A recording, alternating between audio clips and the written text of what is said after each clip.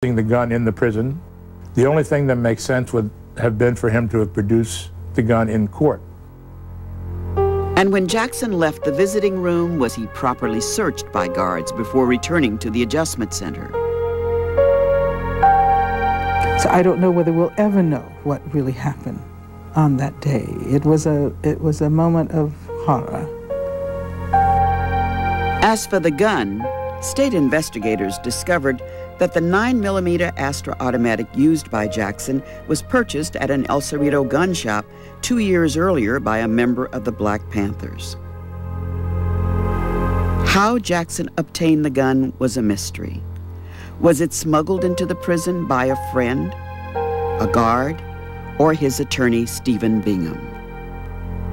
That there is no way Jackson could have obtained the death gun except during his visit with attorney Stephen Bingham just before the killings started.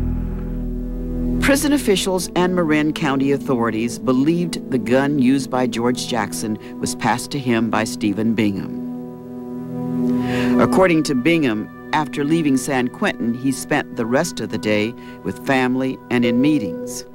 When he learned the news from friends later that evening, Bingham was shocked.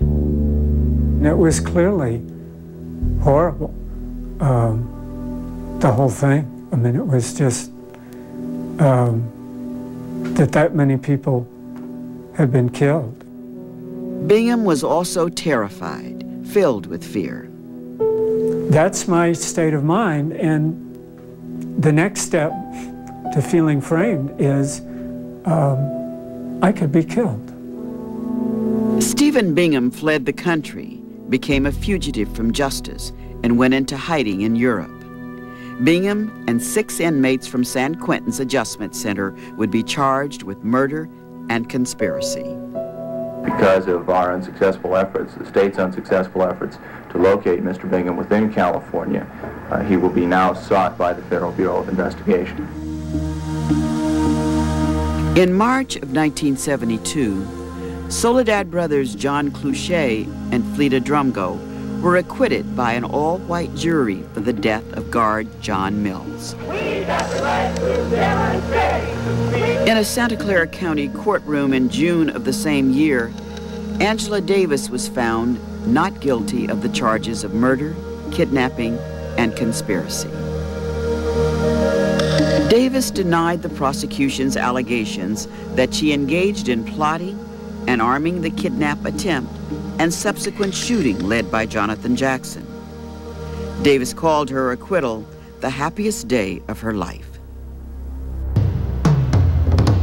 3 years later, in July of 1975, at the Marin County Hall of Justice, opening arguments were presented in the trial for the 6 inmates charged with murder and assault in the George Jackson incident. The accused were Johnny Spain, Hugo Pinnell, Fleta Drumgo, Willie Tate, David Johnson, Luis Talamentes. They became known as the San Quentin Six. Security for their trial was extremely tight. The courtroom had a bulletproof partition, and some of the defendants were in chains, shackled to their chairs. There was also a visit by the jury to the scene of the crime. The courtroom came to the prison today. Judge, jurors, defendants, attorneys, everyone.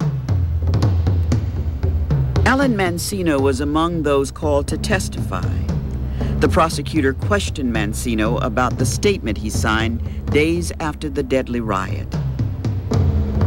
He says, "Is this statement true?" I said, "No,